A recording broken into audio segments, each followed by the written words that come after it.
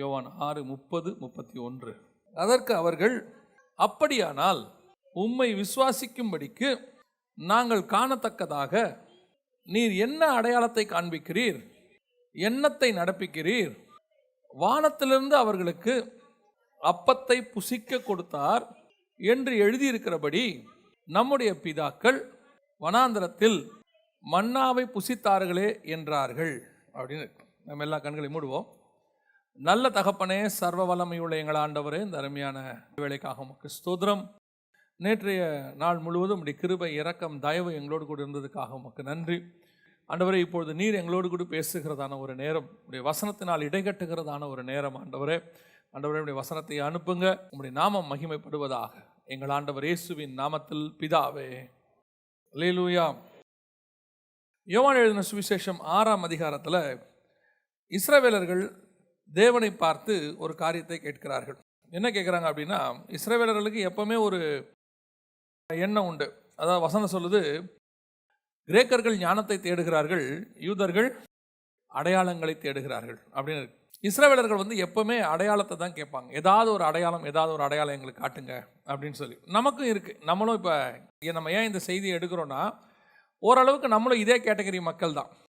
அதாவது தேவ சித்தத்தை அறியணும் அப்படின்னு ஒன்று இருக்குது. இப்போ நம்ம எல்லாருக்குமே ஸ்பிரிச்சுவல் லைஃப்பில் ஒரு ஆசோலேஷனில் இருக்கிறோம். என்ன ஆசோலேஷன்? எல்லாருக்கும் இருக்கும். நல்ல ஸ்பிரிச்சுவல் லைஃப் வாழணும்னு நினைக்கிற எல்லாருக்கும் ஒரு விதமான ஸ்பிரிச்சுவல் ஆசோலேஷன். என்ன அப்படின்னா, தேவ சித்தத்தை செய்யணும். கண்டிப்பாக என்ன செய்யணும்?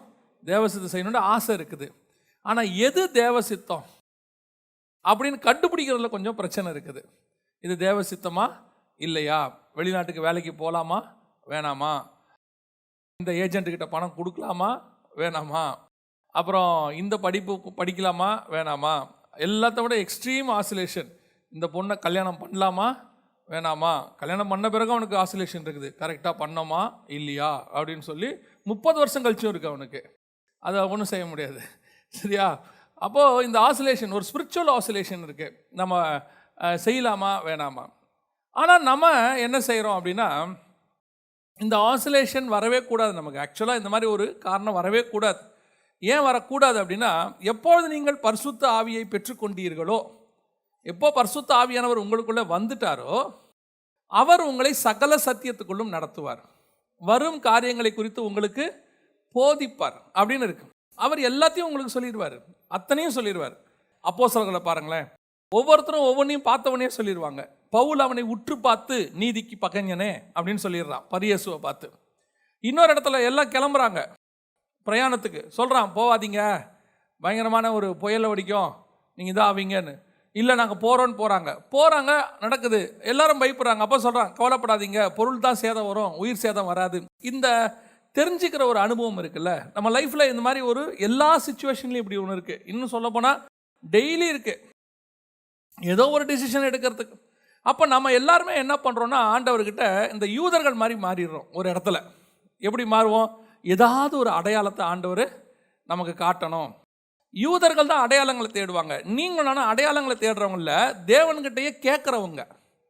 அது ஒரு ஸ்பிரிச்சுவல் ஸ்டாண்டர்டு. ஆண்டவர்கிட்ட போய் கேட்டு தெரிஞ்சுக்கிறதுங்கிற ஒரு ஸ்டாண்டர்ட் இருக்குது.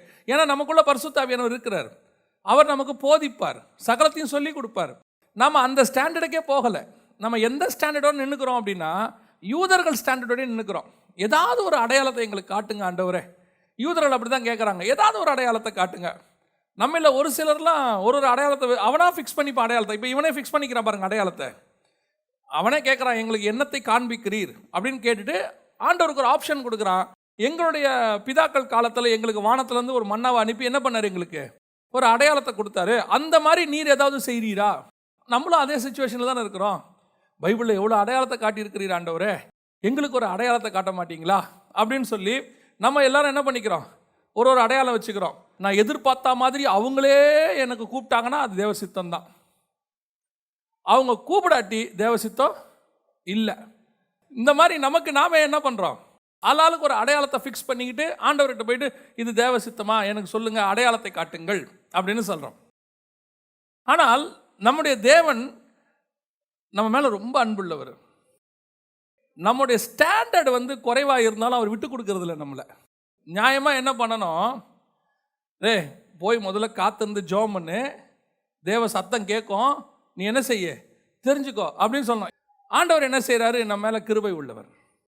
அவர் என்ன பண்ணுறாரு? சரி, நியாயமாக நம்மளுடைய ஸ்டாண்டர்டு வந்து கொஞ்சம் கம்மியாக இருக்குது, இன்னும் அடையாளத்தை தேடுறதெல்லாம் ஒரு குழந்தை, ஸ்பிரிச்சுவலில் குழந்தை மாதிரி வளர்ச்சி அடைய அடைய ஆண்டவர் உங்களோட கூட நெருக்கமாக வர வர நீங்கள் பார்த்தீங்கன்னா கடைசியில் தேவன் உங்களோட கூட முகமுகமாய் பேசுவார். நம்முடைய தேவன் அப்படிப்பட்டதான ஒரு தேவன். முகமுகமாக பேசுவார், சத்தத்தை கேட்க பண்ணுவார், தரிசனங்களை கொடுப்பார், வேத வசனத்தின் வழியாக பேசுவார். எவ்வளோ இருக்குது. ஆனால் நம்மால் வந்து இன்னும் எதை தான் வச்சுருக்கிறோம்? ஏதாவது ஒரு அடையாளத்தை கேட்கலுங்க. அதுவும் அவனுக்கு ஏற்ற அடையாளமாக வச்சுப்பான். இவன் சொல்கிறா பாருங்க, மன்னாவை கொடுங்கன்ற மாதிரி நம்ம ஏரியாக்குள்ளேயே அடையாளம் வச்சுப்போம். மேனேஜர் அவராக வந்து என்னை கையை பிடிச்சி கொடுக்குனாருன்னா கர்த்தருக்கு ஸ்தோத்திரம், அது தேவசித்தம். யாரையாவது விட்டு அனுப்புனாருன்னா அது தேவசித்தம் இல்லை. எப்படி பாருங்க, அன்னைக்கு மேனேஜர் லீவ் போட்டுருவார். இவன் கன்ஃபியூஸ் ஆகி உட்காந்துருப்பான், இது தேவசித்தமா இல்லையான்னு. அதுக்கு தான் சொல்ல வரேன். அப்போது இந்த மன்னா அவங்க கேட்குறாங்க, அவங்களே அந்த அடையாளத்தையும் ஃபிக்ஸ் பண்ணிக்கிறாங்க. எங்கள் பிதாக்களுக்கு மன்னா கொடுத்தது போல எங்களுக்கு என்ன செய்யுங்க, ஒரு அடையாளத்தை காட்டுங்கள் அப்படின்னு சொல்லி. இப்போ நமக்கு ஆண்டவர் இதே சிச்சுவேஷனில் இருக்கிற நமக்கு ஆண்டவர் கொடுக்கக்கூடாதான பாடம் இதிலிருந்து என்ன உள்ள பாடம் அப்படின்னா, மன்னா அவங்களுக்கு வந்தது எப்போ, எப்படி வந்தது, இந்த அடையாளம் எப்படி கிடைச்சிது அவங்களுக்கு, எப்படி தேவ சித்தத்தை, அதாவது அவங்க அதான் கேட்குறாங்க, அடையாளத்தை எங்களுக்கு பிதாக்கு அடையாளம் காட்டின மாதிரி எங்களுக்கு என்ன செய்யுங்க, ஒரு அடையாளத்தை காட்டுங்க. இந்த அடையாளத்தை அவர்கள் எப்படி பெற்றுக்கொண்டார்கள் இஸ்ரவேல் ஜனங்கள், அதைத்தான் நாம் இன்னைக்கு பார்க்க போகிறோம். வாசிங்க யாத்ராகமத்தின் புஸ்தகம் 16ஆம் அதிகாரம் 1வது வசனத்தை வாசிங்க. இஸ்ரவேல் புத்திரர் ஆகிய சபையார் எல்லாரும் ஏலீமை விட்டு பிரயாணம் பண்ணி எகிப்து தேசத்திலிருந்து புறப்பட்ட 2ஆம் மாதம் 15ஆம் தேதியிலே ஏலீமுக்கும் சீனாய்க்கும் நடுவே இருக்கிற சீன் வனாந்திரத்தில் சேர்ந்தார்கள். 3வது வசனம். நாங்கள் இறைச்சி பாத்திரங்கள் அண்டையிலே உட்கார்ந்து அப்பத்தை திருப்தியாக சாப்பிட்ட எகிப்து தேசத்திலே கர்த்தரின் கையால் செத்து போனோமானால் தாவலை. இந்த கூட்டம் முழுவதையும் பட்டினியினால் கொல்லும்படி நீங்கள் எங்களை புறப்பட பண்ணி இந்த வனாந்திரத்திலே அழைத்து வந்தீர்களே என்று அவர்களிடத்தில் சொன்னார்கள். இந்த மன்னா அவங்களுக்கு எப்போ கிடைச்சது ஃபர்ஸ்ட் அப்படின்னு பார்த்தீங்கன்னா 16ஆம் அதிகாரத்தில் தான் ஆண்டவர் சொல்கிறாரு, நாளைக்கு அவங்களுக்கு நான் என்ன செய்ய போகிறேன், இந்த மன்னாவை அனுப்புகிறேன் அப்படின்னு சொல்கிறார். யாரை பார்த்து? மோசேயை பார்த்து. இந்த மன்னாவுடைய தேவை ஏன் வந்துச்சு? இஸ்ரவேல் ஜனங்களுக்கு புறப்பட்ட போதே கர்த்தர் மன்னாவை என்ன செய்யல, தரல. எப்போ தராரு பாருங்க, அதான் 1வது வசனம் வாசித்தோம். எப்போ தராரு? 16ஆம் அதிகாரம் 1. எகிப்து தேசத்திலிருந்து புறப்பட்ட 2ஆம் மாதம் 15ஆம் தேதியிலே அப்படின்னு இருக்கு. கிட்டத்தட்ட 2லேருந்து 2.5 மாதம். 13ஆம் அதிகாரம் 4ஆம் வசனத்தில் இருக்கு, ஆபீம் மாதத்தின் இந்த நாளிலே நீங்கள் புறப்பட்டீர்கள் அப்படின்னு இருக்கு 13:4. அப்போ இஸ்ரவேல் ஜனங்கள் கிட்டத்தட்ட 2 மாசத்துக்கு மேல அங்க இருக்கிறாங்க. இந்த 2 மாசமும் அவங்க வந்து ஆண்டவர்கிட்ட என்ன கேட்கல, எதை கேட்கல, சாப்பாடை கேட்கல. எப்போ சாப்பாடு கேட்குறாங்க? கிட்டத்தட்ட 2.5 மாதம் கழிச்சு ஆண்டவர்கிட்ட வந்து சொல்கிறாங்க, பட்டினியினாலே கொல்லும்படி நீர் எங்களை புறப்பட பண்ணி அப்படின்னு இருக்கு. அப்போ இந்த 2.5 மாதம் இவங்க என்ன பண்ணாங்க? இந்த 2.5 மாதமும் இவங்க என்ன பண்ணாங்க? 2.5 மாதம் கழிச்சு தான் ஆண்டவர்கிட்ட கேட்குறாங்க, எங்களுக்கு என்ன வேணும், சாப்பாடு வேணும்னு கேட்குறாங்க. அப்போ இந்த 2.5 மாதமும் இவங்களுக்கு சாப்பாடு எங்கேருந்து வந்தது? அவங்க எடுத்துகிட்டு வந்த சாப்பாடு தான் இருந்துச்சு. எங்கேருந்து எடுத்துகிட்டு வந்தாங்க? எகிப்திலிருந்து மாவு எடுத்துகிட்டு வந்தாங்க. பைபிள் சொல்லுது, யாத்ராகமத்தின் புஸ்தகத்தில் ஆண்டவர் அவங்கள சொல்கிறாரு, யாத்ராகமம் 12:34, பிசைந்த மா புளிக்கும் முன் ஜனங்கள் அதை பாத்திரத்துடனே தங்கள் வஸ்திரங்களில் கட்டி தங்கள் தோளின் மேல் எடுத்துக்கொண்டு போனார்கள். 39, எகிப்திலிருந்து அவர்கள் கொண்டு வந்த பிசைந்த மாவை புளிப்பில்லா அப்பங்களாக சுட்டார்கள். அப்போ இந்த 2.5 மாசமும் அவங்களுக்கு என்ன இருந்துச்சு? அப்பம் இருந்துச்சு. எங்கிருந்து கொண்டு வந்த அப்பம்? எகிப்திலிருந்து கொண்டு வந்த அப்பம். அப்போ எகிப்திலிருந்து கொண்டு வருகிற அப்பம் இருக்கிற வரைக்கும் இவர்களுக்கு வானத்திலிருந்து மன்னா வரவில்லை. அதான் ரொம்ப முக்கியம். வானத்திலிருந்து உங்களுக்கு மன்னா எப்போ வரும் அப்படின்னு கேட்டிங்கன்னா, நீங்கள் கையில் வச்சிருக்கிற எகிப்தின் மாவு தீந்து போனால் மட்டும்தான் வானத்திலிருந்து மன்னா உங்களுக்கு கிடைக்கும். அல்லேலூயா. இன்னைக்கு நிறைய பேர் மன்னாங்கிறது வசனத்தை குறிக்குது, வானத்திலிருந்து வரதுங்கிறது வெளிப்பாடுகளை குறிக்குது. பரிசுத்த ஆவியானவரால் கொடுக்கப்படுகிற ஒரு வசனம், அல்லது தேவனிடத்திலிருந்து இறங்கி வருகிறதான வாக்குத்தத்தம், அல்லது தேவனிடத்தில் இறங்கி வருகிற ஒரு அடையாளம், அல்லது தேவனிடத்திலிருந்து வரக்கூடியதான ஒரு ஆசீர்வாதம், ஸ்பிரிச்சுவல் பிளஸிங், ஆவிக்குரிய ஆசீர்வாதம். அப்போ எப்போ வரைக்கும் உங்களுக்கு இந்த மன்னாவை பற்றின எண்ணம் வராது, எப்போ வரைக்கும் தேவனிடத்தில் கேட்கணுங்கிற எண்ணம் வராது அப்படின்னா, நீங்கள் ஏற்கனவே எகிப்திலிருந்து கொண்டு வந்த ஆசீர்வாதங்கள் உங்கள் கரங்களில் இருக்கிற வரைக்கும் நீங்கள் தேவனிடத்திலிருந்து எதையும் கேட்க மாட்டீர்கள். வானத்தில் இருந்த மேலான காரியத்தை கேட்க மாட்டீங்க. தேவன் உங்களுக்கு மேலான காரியத்தை கொடுக்கணும்னா முதல்ல உங்கள் கையில் உள்ளது எல்லாம் தீர்ந்து போனோம். எங்கிருந்து கொண்டு வந்தது? எகிப்திலிருந்து கொண்டு வந்தது. இன்னைக்கு நிறைய பேர் ஆண்டவர்கிட்ட இருந்து பல காரியங்களை பெற்றுக்கொள்ள முடியாமல் இருக்கிறாங்க. என்ன காரணம்? எதனால் அவங்களால பெற்றுக்கொள்ள முடியல? ஆவிக்குரிய வாழ்க்கைக்கு வந்திருக்கிறோம், தேவனோடு கூட இங்கே வசனங்களை கேட்குறோம், நல்லா தான் நம்ம ஆராதிக்கிறோம், எல்லாம் செய்கிறோம். ஆனால் பல நேரங்களில் தேவனிடத்திலிருந்து நமக்கு மன்னா வர மாட்டேங்குது. பல நேரத்தில் தேவனிடத்திலிருந்து தேவ சித்தம் அறிகிற அறிவு நமக்கு வர மாட்டேங்குது. ஆண்டவருடைய பிளான் நமக்கு தெரிய மாட்டேங்குது. அதான் நான் சொல்லுவேன், நம்ம அத்தனை பேருக்கும் கர்த்தர் ஒரு பிளான் வச்சிருக்கிறார். உன்னுடைய காலங்கள் என்னுடைய கரங்களிலே வரையப்பட்டிருக்கிறது, ஆண்டவர்கிட்ட இருக்கு. நமக்கு அந்த பிளான் தெரியுமா? நம்முடைய திட்டம் நமக்கு தெரியுமா? நிறைய பேர் என்ன சொல்லுவாங்க, அது எப்படிங்க ஃபியூச்சர் தெரியும்? ஃபியூச்சர்லாம் நமக்கு யாருக்குமே தெரியாது. ஆனால் பைபிளில் பாருங்கள், ஃபியூச்சரை சொல்லுவேன்னு தான் சொல்கிறார் ஆண்டவர், சொல்ல மாட்டேன்னு சொல்ல. வரும் காரியங்களை குறித்து என்னிடத்தில் கேளுங்கள், நான் உங்களுக்கு மறு உத்தரவு அருளுவேன். இயேசு கிறிஸ்துவை பாருங்கள், நடக்கிற எல்லா சம்பவத்தையும் முன்னாடியே சொல்லிடுவார். சொல்லிட்டு சொல்கிறாரு, நான் இதை உங்களுக்கு முன்பே சொல்லவில்லையா அப்படின்னு கேட்குறாரு. ஏன் இந்த வேதாகமத்தை எடுத்துக்கொள்ளுங்க, அவர் எழுதி கொடுத்துட்டு போய் 2000 வருஷத்தான சம்பவங்கள் எல்லாம் இதில் இருக்குது, முன்னாடியே எழுதி கொடுத்துருக்கிறார். அதே மாதிரி தான் தனிப்பட்ட முறையில் ஒவ்வொருத்தருக்கும் ஆண்டவர் அவங்களுக்கு உரியதை அவங்கக்கிட்ட ஆண்டவர் சொல்லுவார். இதை கேட்க வேண்டிய நம்முடைய பொறுப்பு. சிம்சன் பிறக்கிறதுக்கு முன்னாடியே அவன் எப்படி பண்ணணும், எப்படி வளர்க்கணும் எல்லாம் சொல்லி கொடுத்துட்டார். மோசே பிறக்கும் போதே அவன் என்ன பண்ணுவான், ஏது பண்ணுவாங்கிறத ஆண்டவர் திட்டம் பண்ணிட்டார். மோசையை அழைக்கும் போதே நீ என்ன பண்ணுவே, யாரை விடுதலையாக்குவா எல்லாம் சொல்லி கொடுத்துட்டார். யோவான் ஸ்நானகன் பிறக்கும் போதே அவன் என்ன செய்வான்றதை ஆண்டவர் சொல்லி கொடுத்துட்டார். ஆண்டவர் சொல்ல மாட்டேன்னு சொல்கிற ஆண்டவரில் அதுவும் கேட்டால் கண்டிப்பாக சொல்லுவார். ஏன் பல நேரங்களிலே நாம் பிளைண்டாக உட்காந்துருக்கிறோம்? ஏன் பல நேரங்களிலே நாம் அறியாமைக்குள்ளே உட்காந்துருக்கிறோம்? என் ஆவிக்குரிய வாழ்க்கையில் இது சரியா தப்பா, போகலாமா வேணாமா, நடக்கலாமா நடக்க வேணாமா, பிஸ்னஸ் ஆரம்பிக்கலாமா ஆரம்பிக்க வேண்டாமா, இந்த ஊரை விட்டு போகலாமா இருக்கலாமா, கன்ஃபியூஷன். ஏன் கன்ஃபியூஷன்? பேசுகிற தேவனை கூட வச்சிருக்கிறவங்களுக்கு ஏன் இந்த பிரச்சனை? ஜீவனுள்ள தேவனை வச்சிருக்கிறவங்களுக்கு என்ன பிரச்சனை? இஸ்ரவேல் ஜனங்கள் தீர்க்கதரிசியை வச்சிருந்தாங்க, தீர்க்கதரிசிகிட்ட போய் தேடி போறாங்க. தீர்க்கதரிசியை தேடி போய் அவங்களுக்கு ஒரு கான்ஃபிடென்ட் இருந்துச்சு. இஸ்ரவேல் ஜனங்களுக்கு கர்த்தர் தேவ சித்தத்தை அறியறதுக்கு எவ்வளவு காரியம் உண்டாக்கி வச்சிருந்தார். மோசையை வச்சிருந்தார், மோசே போயிட்டார்.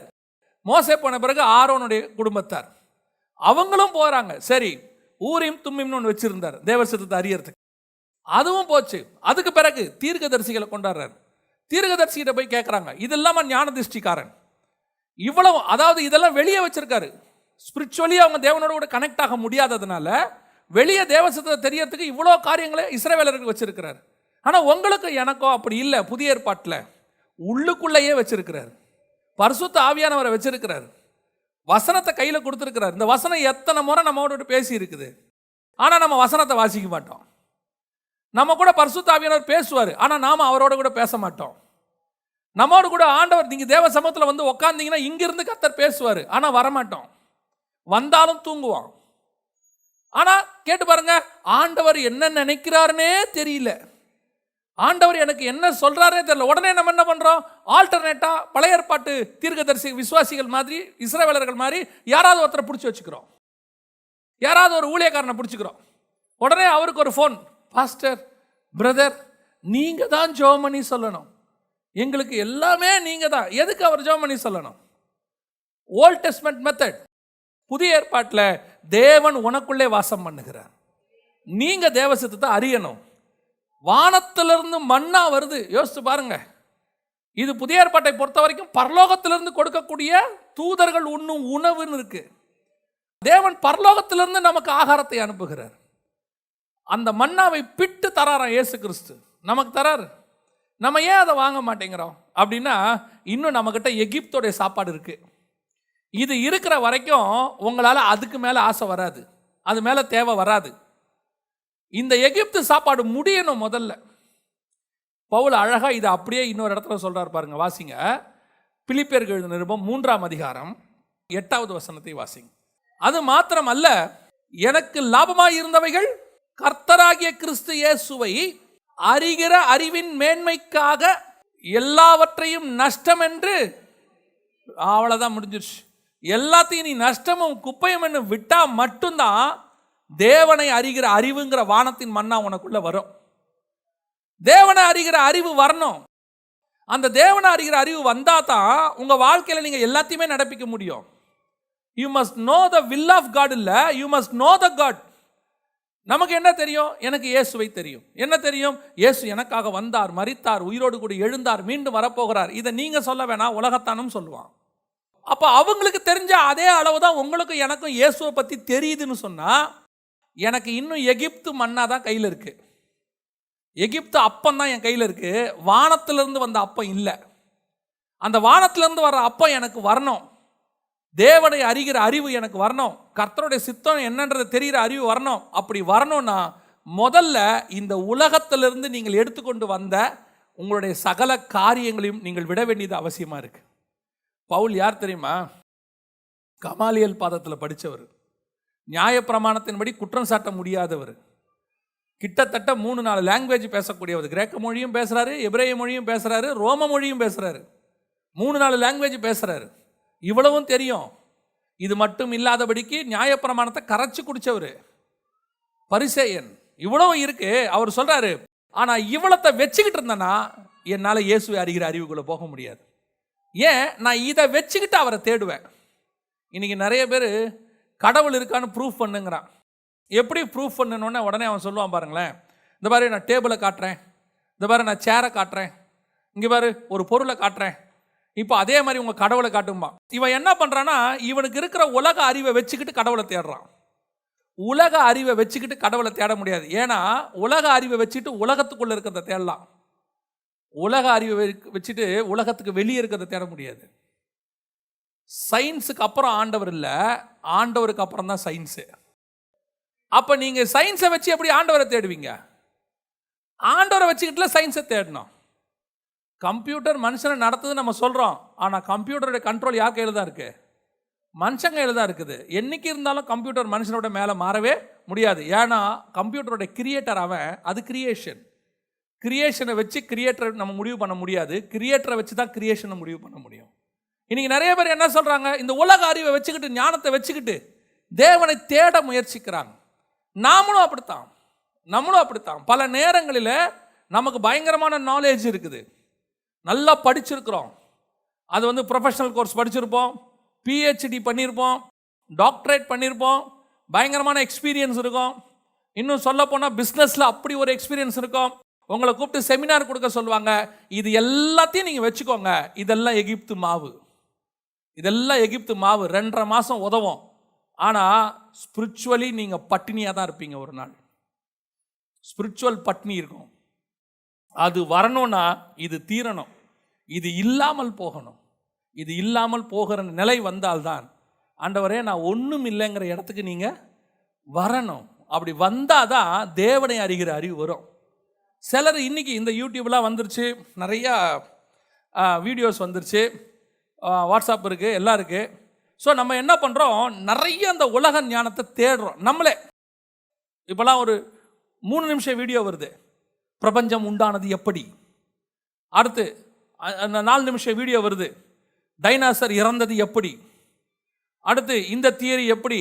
எல்லாமே தமிழில் கிடையாது, அவன் லாங்குவேஜில் கிடைக்குது. இப்போ நம்ம என்ன பண்ணுறோம், 3 நிமிஷம் 5 நிமிஷம் தான் சொல்லி இந்த ஸ்டஃப் எல்லாத்தையும் என்ன பண்ணுறோம், தூக்கி போடுறோம். நம்மளை அறியாமலேயே நமக்குள்ளே என்ன தருது, நமக்கு இதெல்லாம் தெரியுது, தெரிஞ்சு வச்சிருக்கிறோம். யாராவது கேட்டால் பேச முடியும், நம்ம அதை யூஸ் பண்ணுறோம் அப்படின்லாம் சொல்கிறோம். ஆனால் உங்களுக்கு நான் ஒன்று சொல்கிறேன், எவ்வளவுக்கு எவ்வளோ வேர்ல்ட்லி ஸ்டஃப்பை உள்ளே போடுறீங்களோ அவ்வளவு ஸ்பிரிச்சுவல் ஸ்டஃப் குறையும் உங்களுக்கு. இதுக்கு நம்ம ஒரு காரணம் வேற சொல்லுவோம். என்ன சொல்லுவோம் தெரியுமா, இந்த ஸ்பிரிச்சுவல் காரியத்துக்காக தான் நான் இதை யூஸ் பண்ண போகிறேன். நான் உங்களுக்கு என்ன வச்சே சொல்கிறேன். 2004 இந்த ஊழியத்துக்கு வந்தபோது நிறைய படிப்பேன், எக்கச்சக்கமாக. அப்போல்லாம் கம்ப்யூட்டர் பெருசு, நம்ம இந்த மாதிரி மொபைல் எல்லாம் இல்லை. அப்போ உட்காந்து நைட்டெல்லாம் உட்காந்து சிஸ்டமில் படிச்சுக்கிட்டு இருப்பேன். 3 மணி நேரம் 4 மணி நேரம் எல்லாம் அப்படி யூஸ் பண்ண நிறைய விஷயம் படிக்க ஆரம்பித்தோம். அப்போ படிக்க எல்லாமே மினிஸ்ட்ரிக்கு தான் யூஸ் பண்ணுறோம். அலெக்சாண்டருடைய பயோகிராஃபி படிக்கிறோம், எடுத்த உடனே இங்கே மினிஸ்ட்ரிக்கு அதை யூஸ் பண்ணுறோம். எல்லாம் நல்லது, அதில் எதுவும் இது இல்லை. ஆனால் ஒரு நாள் ஆவியானவர் உணர்த்தினார், ஒரு 4 மணி நேரம் உன்னால் சிஸ்டமில் உட்கார முடியுது, ஆனால் 2 மணி நேரம் தேவ சமூகத்தில் உட்கார முடியல. சரின்னு போய் தேவ சமூகத்தில் உட்காந்தோம்னா இந்த 4 மணி நேரம் நம்ம படித்தது அங்கே ஓடிக்கிட்டு இருக்கோம். இதை எப்படி யூஸ் பண்ணலாம் மினிஸ்ட்ரியில்? இவ்வளவும் எந்த பேஸ் பண்ணி தான் இருக்குது? ஸ்பிரிச்சுவலை பேஸ் பண்ணி இருக்கு. ஆனால் என் தேவனுக்கும் நானும் நடக்கிறதுக்கு அது எதுக்கு என்னவா இருக்குது? தடையாக இருக்குது. பல நேரங்கள் அது தடையாக இருக்குது. நீங்கள் பார்த்துருப்பீங்கன்னு நினைக்கிறேன். பல நேரங்களில் இந்த மாதிரி காரியங்கள் உங்களை தேவனோடு கூட சஞ்சரிக்க தடுக்கும். உங்கள் டேலண்ட் இருக்கு, அது ஸ்பிரிச்சுவலாக கூட யூஸ் ஆகும். அது இன்னும் ஒரு படி நான் மேலே போய் உங்களுக்கு சொல்கிறேன் பாருங்களேன். வாசிங்க யாத்திராகமத்தின் புஸ்தகம் 12:34 வாசிங்க.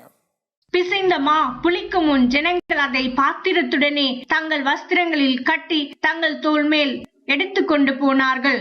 நல்லா கவனிங்க. இப்படி கொண்டு போகவோ சொல்லி உத்தரவு போட்டதே கர்த்தர் தான். இந்த எகிப்திலிருந்து மாவை கொண்டு வர சொன்னது யாரு? ஆண்டவர் தான் சொன்னார். அதுவும் எப்படி கொண்டு வரணும்? புளிப்பில்லாம கொண்டு வா. புளிப்பில்லாததுன்னா அப்படின்னா நம்ம ஸ்பிரிச்சுவலி பார்த்தீங்கன்னு சொன்னா கள்ளோபதேசம், கலப்படம் இல்லாதது, பியூரா நல்ல மாவை கொண்டா. அப்போ கொடுத்தது யார் தான் சொன்னது? கர்த்தர் தான் சொன்னார். புளிப்பில்லாத அப்பங்கிறது இஸ்ரவேலர்கள் சாப்பிட வேண்டியது. அது எகிப்திலிருந்து இல்லை, அது கானானில் வரணும். ஆனால் எகிப்திலிருந்து கர்த்தர் கொண்டாட சொல்றாரு. அப்போ இதெல்லாம் கொடுத்தது யார் தான்?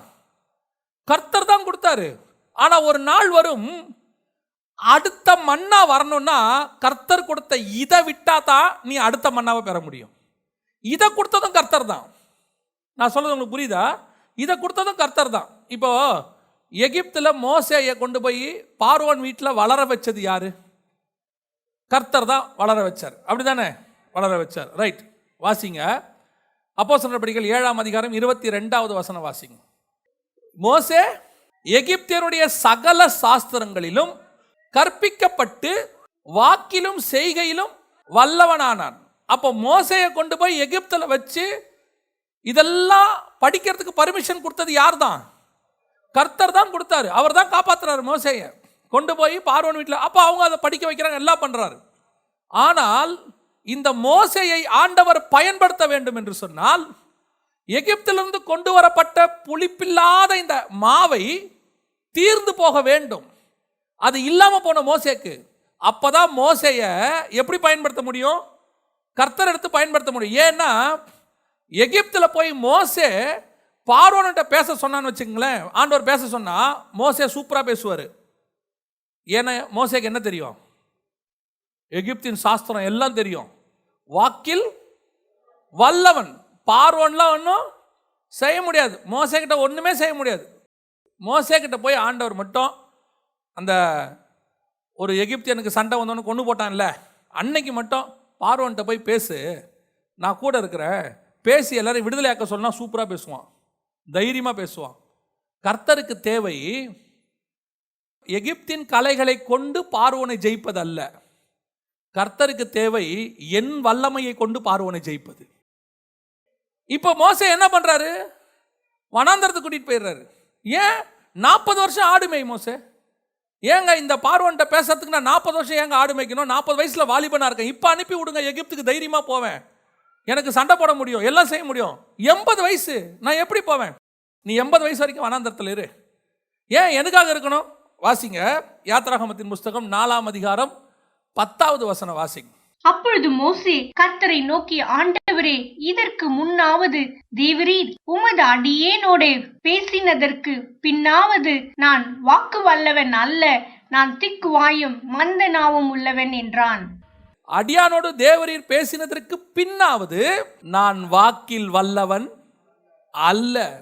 ஆனா 7ஆம் அதிகாரம் அப்போஸ்தலர் நடபடிகள் சொல்லுது, அவன் எகிப்தின் வாக்கிலே வல்லவன், எகிப்தின் சாஸ்திரத்தை கரைச்சு குடிச்சவன். ஆமா, கரெக்ட். இதை எல்லாத்தையும் நீ மறக்கணும். இது எல்லாத்தையும் நீ மறக்கணும். ஏன்? எகிப்து சாஸ்திரத்தை மறந்தாதான் நியாயப்பிரமாணம் உன் வாயில ஒன்று வெளியே வரும்.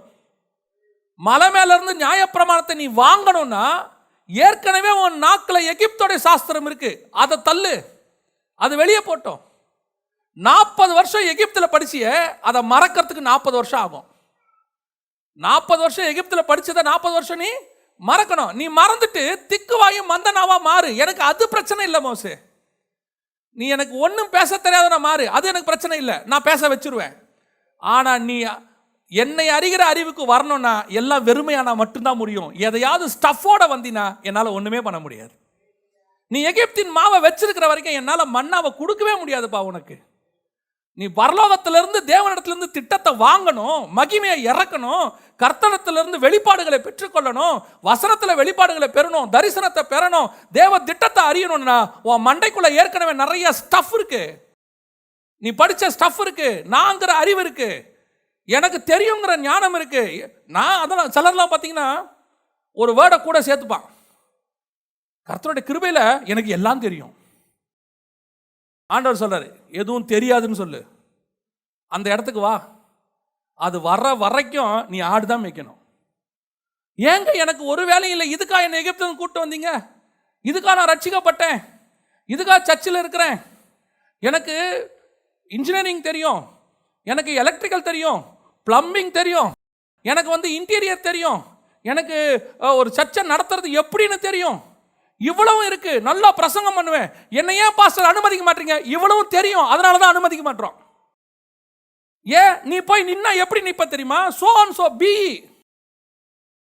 சோ அண்ட் சோ எம்ஏ போடுறானே இன்னைக்கு. மொத்த ஸ்டஃப் உனக்கு இருக்கிற வரைக்கும் வானத்திலிருந்து மண்ணா வராது. எகிப்து சாப்பாடு சாப்பிடு. அப்படியா? சில ஆட்கள் இங்கே எகிப்து சாப்பாடை நல்லா சாப்பிடுவான். புளிப்பில்லாத அப்பந்தான். எகிப்து கொண்டு வந்து என்னது? புளிப்பில்லாத அப்பந்தான். அதில் எந்த மாற்று கருத்தும் இல்லை, புளிப்பில்லாத அப்பந்தான். கர்த்தர் சொன்னது தான், கர்த்தர் சொன்னது கற்றுக்கிட்டது தான். நான் இன்னும் ஒருபடி மேலே போய் சொல்கிறேன். சின்ன வயசுலேருந்து ஸ்பிரிச்சுவல் ஃபேமிலியில் வளர்ந்துருப்பாங்க. ஸ்பிரிச்சுவல் ஃபேமிலியில் சில அப்பாக்கள் என்ன பண்ணுவாங்கன்னா, தான் பையனை ஒரு மேப் ஒன்று போட்டே வளர்ப்பாங்க. அதுவும் ஊழியக்காரர் அப்பாவாக இருந்தால் பையன் பிறக்கும் போதே மேப் போட்டுருவார். பையன் பிறந்தானா சர்ச்சுக்கு எதிர்கால பாஸ்டர் கிடச்சிட்டார். அவன் மேப்பே அப்படி தான் போடுவான். அப்போ என்ன பண்ணுவார்? அவன் அழைப்பு என்ன, அவன் என்ன பண்ணணுங்கிறதுலாம் விஷயமே இல்லை. 5 வயசு ஆகும்போதே கீபோர்டு தூக்கி வாங்கி கொடுத்துருவாரு. அவனுக்கு 7 வயசு ஆகும்போதே மைக்கை கொடுத்து மேடையில் ஏற்றிடுவார். அவன் எப்படி பாடுறான், ஏதா பாடுறாங்கிறதுலாம் முக்கியமே இல்லை. ஏன்னா நம்ம இப்போ என்ன பண்ண வேண்டியிருக்கு? அவனை ரெடி பண்ண வேண்டி இருக்கு. ரெடி பண்ணி அடுத்த பாஸ்டராக அவனை உருவாக்கி நிறுத்தணும். அது எவாஞ்சலிஸ்ட்டுக்கும் பொருந்தோம். எவாஞ்சலிஸ்டாக இருந்தால் என்ன பண்ணுவார்? அவர் பையனை சின்ன வயசுலேருந்தே அதுக்கே எவாஞ்சலிஸ்டாக அவரை ரெடி பண்ணுவார், டிசைன் பண்ணுவார். அவரை படிக்க வச்சு எப்படி பேசணும், மாடுலேஷன் எல்லாம் சொல்லி கொடுப்பாரு. இதை கற்றுக்கோ, அதை கற்றுக்கோ, பின்னாடி ஊழியத்துக்கு ரொம்ப யூஸ் ஆகும் ஆண்டவர் சொல்வார். இதெல்லாமே ஸ்பிரிச்சுவலுக்காக தானே படிச்சிங்க, உலகத்துக்காக படிக்கல, ஆண்டவருக்காக தானே படிச்சிங்க. இதுதான் எகிப்திலிருந்து கொண்டு வந்த புளிப்பில்லாத அப்பம் புளிப்பில்லாதது தான், நல்ல நோக்கம்தான். ஆனால் எங்கேருந்து வந்துச்சு? எகிப்திலிருந்து வந்துச்சு. கர்த்தர் சொல்கிறாரு அதை கொஞ்சம் ஓரமாக வச்சிரு. ஏன்? உனக்கு நான் வேற ஒரு மண்ணா வச்சுருக்கேன். பாஸ்டர் பையன் பாஸ்டர் தான் ஆகணும்னு அவசியம் இல்லை. எவாஞ்சலிஸ்ட் பையன் எவாஞ்சலிஸ்டாக தான் ஆகணும்னு அவசியம் இல்லை. பார்வோன் குமாரத்தியின் மகன் இஸ்ரவேலுக்கு லீடராகவும் மாறலாம். பார்வோன் குமாரத்தின் மகன் எகிப்துக்கு தான் லீடர் ஆகணும்னு அவசியம் இல்லை. பார்வோன் குமாரத்தின் மகன் இஸ்ரவேலுக்கும் லீடராக மாறலாம். இஸ்ரவேலில் ஆடு மேய்க்கிறவன் எகிப்துக்கும் பிரதமராக மாறலாம். வானத்தின் மண்ணா எங்கிட்ட இருக்கு, உன்னை பற்றி உன்னுடைய ஸ்டஃப்பு எங்கிட்ட இருக்கு. உனக்கு அது எப்போ கிடைக்கும் தெரியுமா? என்கிட்ட இருக்கிறது முதல்ல தீர்ந்து போகணும். இல்லை ஆண்டவரே, நான் ஒன்றும் இல்லை ஆண்டவரே, இதனால் ஒன்றும் பண்ண முடியாது. கொஞ்சம் நஞ்சம் தாட்டு இருக்கவே கூடாது நம்மக்கிட்ட. அந்த எது வேணா இருக்கட்டும், படிப்பறிவோ எது வேணாலும் இருக்கட்டும், இதெல்லாம் மினிஸ்ட்ரிக்கு வரும்போது, கர்த்தர்கிட்ட வரும்போது, கர்த்தர் உங்களை பயன்படுத்த வேண்டும் என்று விரும்பினால் அதான் நான் ஆரம்பத்தில் சொன்ன பாருங்க, இவன் ஒரு பிளானை ஆண்டவர்கிட்ட சொல்லிட்டு அடையாளத்தை கேட்குறான். இப்படி மண்ணா வந்துச்சே, அந்த மாதிரி எனக்கு ஒரு அடையாளத்தை காட்டுங்க. இவனே சாய்ஸ் கொடுக்குறான். அதுதான் இவனுக்குள்ளே இருக்கிற அறிவு. அப்போ நம்ம என்ன பண்ணுறோம்? நமக்கு ஒரு அறிவு இருக்குது, இந்த ஆப்ஷனை கர்த்தருக்கு கொடுக்குறோம். நான் சொல்கிறேன், எந்த ஆப்ஷனும் கொடுக்காதீங்க. அப்போ என்ன செய்யணும்? முதல்ல இந்த அறிவை தூக்கிடுங்க. அறிகிற அறிவு, தேவனை அறிகிற அறிவு வரணும்னா அதுக்கு முன்னாடி உங்களுக்கு இருந்துச்சு இல்லை, லாபமான அனைத்து. எது லாபமான அனைத்து? Be first class. எது லாபமான அனைத்து? நான் எங்கள் குடும்பத்திலே முதல் கிராஜுவேட், எது லாபமான அனைத்து? எங்கள் அப்பா ஏற்கனவே எனக்கு எல்லா சொத்தையும் சேர்த்து வச்சிட்டார். இப்போ என்ன பண்ண போறீங்க? ஆக்சுவலாக பின்னாடி ஒரு இடம் இருக்குது, சர்ச்சு கட்டலான் இருக்கேன். நீ சர்ச்சு கட்டுறதுக்கும் வெறுங்கையா வந்து ஆண்டவர் சொல்லி சர்ச்சு கட்டுறதுக்கும் டிஃப்ரென்ஸ் இருக்கு. எகிப்து அப்பம் இருக்கிற வரைக்கும் உனக்கு வானத்திலேருந்து மண்ணா வரவே வராது. டிசைட் பண்ணணும் இன்னைக்கு. வானத்தின் மண்ணா வேணும்னா நான் எகிப்து சாப்பாட்டில் பட்டினி ஆகணும். எனக்கு தாகம் வரணும், எனக்கு என்ன வரணும்? தேவை வரணும். ஆண்டவரே எனக்கு ஏதாவது கொடுங்கப்பா, அந்த இடத்துக்கு வரணும். இன்றைக்கி நம்ம எல்லாம் என்ன பண்ணிடுறோம்? நான் சொல்லுவேன், நீ எப்போவும் ஊழியம் பண்ணணும்னா விசுவாச வாழ்க்கை வாழ்ந்து பார்க்கணும். அப்போ தான் ஊழியம் பண்ணணும். பேங்க்கில் 25 லட்ச ரூபாயை வச்சுக்கிட்டு வட்டி வாங்கிட்டு ஊழியம் பண்ணிங்கன்னா அந்த விசுவாசம் தெரியணும்னா எங்கிட்ட முதல்ல ஒன்றும் இல்லாமல் போகணும். ஒன்றும் இல்லாமல் போய் ஒரு மிராக்கிள் நடந்து 1 கிலோ அரிசியை ஒருத்தன் கொண்டு வந்து கொடுக்கும்போது இருக்கிறதான அந்த விசுவாசத்தினுடைய சக்ஸஸ் இருக்குது பார்த்தீங்களா? அது எத்தனை லட்ச ரூபா பேங்க்கில் வச்சு நீ 1 கிலோ அரிசி வாங்கினாலும் வராது. அதுதான் வெறுமையான பிறகு கர்த்தர் கொடுக்கறது தான் பிளெஸ்ஸிங். அதுக்கு ஆண்டவர் வெயிட் பண்ணுவார். கொஞ்சம் வெறுமையாகு, அது அறிவாக இருக்கட்டும், ஞானமாக இருக்கட்டும், உலகத்துலேருந்து கிடைச்சக்கூடியது எதுவானா இருக்கட்டும், கொஞ்சம் வெயிட் பண்ணு. ஏன்? நான் ஒன்றும் இல்லைங்கிற இடத்துக்கு நீ மென்டலி வரணும். சிலர்லாம் பார்த்துருக்கீங்களா? நல்லா படிச்சிருப்பான், வேலை கிடைக்காது. செமையாக படிச்சிருப்பான், அவன் இத்தனைக்கு ஃபஸ்ட் கிளாஸில் கூட பாஸ் பண்ணியிருப்பான்.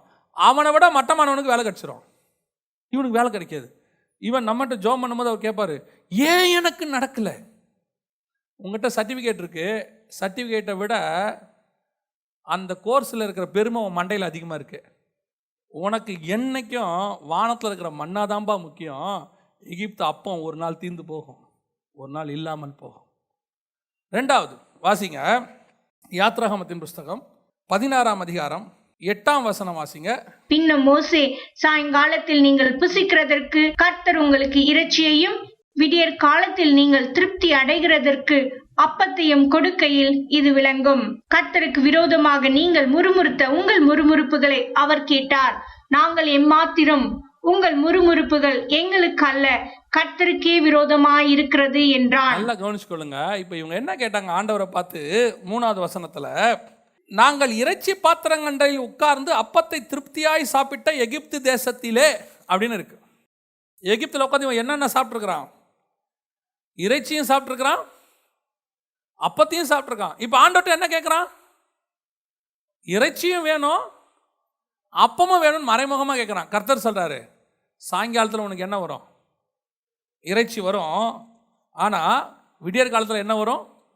அப்பம் வரும். அதோடைய அர்த்தம் என்னென்னா, ஆண்டவர் உங்களுக்கு விடியற் காலத்தில் மன்னா அப்பம், வானத்திலேருந்து வர ஆசீர்வாதம், ஸ்பிரிச்சுவல் பிளெஸ்ஸிங், பரலோகத்திலேருந்து வர்றது மேலான ஆசீர்வாதம். இந்த வசனம் இருக்குது பாருங்க, நீங்கள் கிறிஸ்துவனுடன் எழுதது உண்டானால் தேவனுடைய வலது பாரசத்தில் வீற்றிருக்கும் இடத்தில் உள்ள மேலானவைகளே நாடுங்கள். கொலோசையர் 3:1.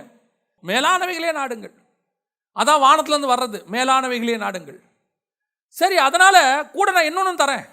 நீ பூமியில் இருக்கல்ல, அப்போ பூமிக்குரியதும் உனக்கு தேவை தானே, மாம்சமும் உனக்கு தேவையில்ல, மாம்சத்துக்குரியதும் தேவை தானே.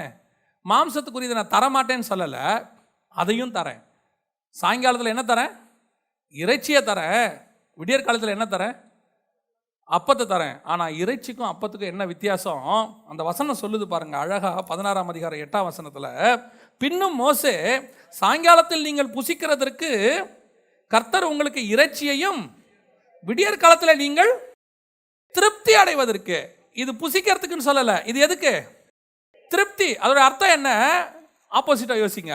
எவ்வளவு இறைச்சி கொடுத்தாலும் உனக்கு திருப்தி ஆகாது, கர்த்தரிலிருந்து அப்பம் வந்தா மட்டும்தான் உனக்கு திருப்தி ஆகும். இன்னைக்கு உலகத்தின் ஆசீர்வாதத்தை நீ எவ்வளவு வேணாலும் வாங்கிக்கோங்க, ஆண்டவர் கொடுக்க மாட்டேன்னு சொல்லவே இல்லை. கொடுக்க மாட்டேன்னு சொல்ல மாட்டார் ஆண்டவர். ஆண்டவர் இன்னொன்று சொல்றேன், நம்ம ஆண்டவரை மாதிரி ஆசீர்வதிக்கிற தேவன் உலகத்தில் வேற யாருமே கிடையாது. உன் தேவை என்னவோ அதை நல்லா தந்து கர்த்தருடைய ஆசீர்வதிப்பார். அதில் எந்த மாற்று கருத்தும் இல்லை. நாங்கள் கர்த்தருடைய ஆசீர்வாதத்தினால தான், அவர் கொடுத்ததுனால தான் வாழ்ந்துகிட்டே இருக்கிறோன்னு வச்சுக்கோங்களேன். ஒரு காலத்தில் நமக்கு சைக்கிள் தேவைப்படும் போது சைக்கிள் கொடுக்குறாரு, இல்லை கடைசி வரைக்கும் உனக்கு சைக்கிள் போதும்பான்னு சொல்லலை. ஒரு பைக் தேவைப்படுற காலம் வரும்போது இன்னும் கொஞ்சம் டிஸ்டன்ஸ் போய் ஊழியம் பண்ணும்போது பைக் வாங்கி கொடுக்குறாரு. இன்னும் கொஞ்சம் லாங் டிஸ்டன்ஸ் போகணும்னு சொல்லும் போது கார் வாங்கி கொடுக்குறாரு. உன் தேவை என்ன? ஒரு சின்ன இடத்துல நீ உட்காந்துருக்கும் போது 10-20 பேர் இருக்கும்போது, நம்ம ஆரம்பத்தில் ஒரு 10 பேர் இருக்கும்போது ஒரு சின்ன இடம், அன்னைக்கு அந்த வாடகை கட்டுறதுக்கு தான் பலன் இருந்துச்சு. அன்னைக்கு அதுக்கப்புறம் எக்ஸ்பேண்ட் பண்ணுறாரு. எக்ஸ்பேண்ட் பண்ணி வரும்போது தேவைகள், ஜனங்கள் அதிகமாயிட்டாங்கன்னும் போது அதுக்கான தேவைகளையும் கர்த்தர் சந்திச்சார். இன்னைக்கு இவ்வளோ பெரிய சர்ச், இதுக்கு இந்த ஏரியாவில் வாடகை எவ்வளவு, இவ்வளோத்தையும் கர்த்தர் கொடுக்க வைக்கிறார். கர்த்தர் இறைச்சியை கொடுக்க மாட்டேனே சொல்லலை, ஆனால் இறைச்சியில் உனக்கு திருப்தி வராது. நான் உங்களுக்கு சொல்கிறேன், உலக பிரகாரமான ஆசீர்வாதத்தினுடைய உச்சத்துக்கு நீங்கள் போங்க, உச்சத்துக்கு போங்க, திருப்தி ஆகாது. ஒரு இடத்துல வெறுமை தோன்றும். ஒரு இடத்துல எவ்வளோ பெரிய நடிகன் ஒருத்தன் ஒரு படத்துக்கு 100 கோடி 200 கோடி வாங்குறானா, வாங்கி முடிச்சுட்டு திருப்தியை தேடி ஊர் ஊராக அலையிறான், ஊர் ஊராக அலையிறான். அவன் நினச்சானா உலகத்தில் இருக்கிற எந்த சந்தோஷத்தையும் காசு கொடுத்து அவனால் வாங்க முடியும். ஆனால் அவனுக்கு அது கிடைக்கல. இந்த ஆத்மா இருக்குதே, இது கர்த்தர் உண்டாக்கினது. இந்த ஆத்மா வந்து கர்த்தர் ஏன்னா அவர் தானே ஊதி ஜீவ ஆத்மா ஆக்கினாரு. இந்த ஜீவ ஆத்மாவை அவரை ஊதி ஆக்குனதுனால இந்த ஆத்மா அவர் கொடுக்கறதுல மட்டும்தான் திருப்தி ஆகும். அவர் கொடுக்கறதுல வேற யார் கொடுத்தாலும் இந்த ஆத்மா திருப்தி ஆகாது. ஏன்னா அவர் தான் கிரியேட்டர். இதுக்கு ஆத்மா மணவாளன். நீங்க மாம்சத்துக்கு எதை வேணாலும் கொடுங்க இல்லையா, எதை வேணாலும் கொடுங்க, ஆனா ஆத்மாவுக்கு அவர் கொடுக்கறதுல மட்டும்தான் திருப்தி ஆகும். அதனால தான் இயேசுவை அறியறதுக்கு முன்னாடி ஊர் ஊரா கடவுளை தேடி அலைஞ்சோம், எத்தனையோ கடவுளை அடைஞ்சோம். போகும்போது சந்தோஷமா இருக்கும், அங்க இருக்கும்போது ஒரு திருப்தி ஒன்று இருக்கும், அப்பா அப்படி இருக்கு. ஆனால் திரும்பி வரும்போது வெறுமை வந்துடும், அதுக்கப்புறம் அந்த திருப்தி இருக்காது.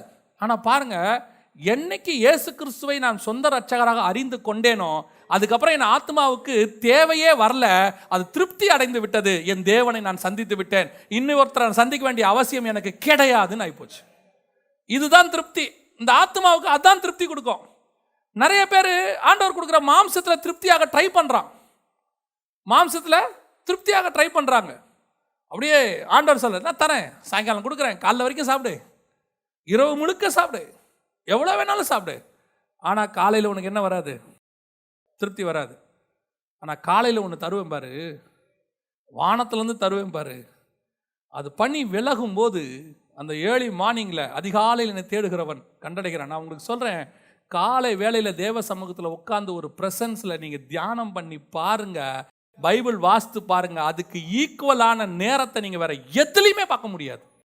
அவ்வளோ ஒரு மகிமை இருக்கும், அந்த சந்தோஷம் ஒன்று இருக்கும். தேவனை பார்க்கணும். காலையில் நீங்கள் ரெகுலராக ஆண்டவரோட இந்த விடியற் காலத்தில் அவரோடு கூட ப்ரெசன்ஸில் உட்காந்துட்டீங்கன்னா, ஒரு நாள் உட்காரலன்னா உங்களுக்கு தெரியும், அந்த நாளே உங்களுக்கு இழந்த மாதிரி இருக்கும், ஏதோ ஒன்று பயங்கரமாக மிஸ் பண்ண மாதிரி இருக்கும்.